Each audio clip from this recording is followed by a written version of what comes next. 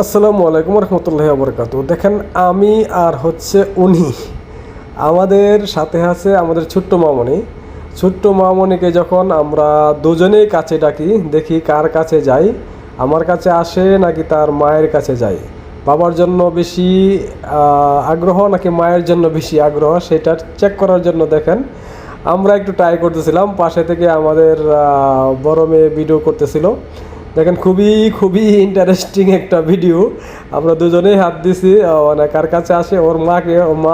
ওর মা যখন ওকে নিতে যাচ্ছে, ওর মার দিকে দেখেন লাঠি নিয়ে যাচ্ছে ঠিক আছে, সে তার মার কাছে যাবে না, অবশ্যই যাবে না, সে আমার কাছে আসবে। দেখেন আমার কাছে আসার জন্য চেষ্টা করতেছে এবং তার মার দিকে সে লাঠি ছুড়ে মারতেছে, সে দিকে যাবে না, সে আমার কাছে আসবে। আমরা খুবই এনজয় করছি, কিন্তু তার মার তো এটা মোটেও সহ্য হচ্ছে না, মোটেও সহ্য হচ্ছে না।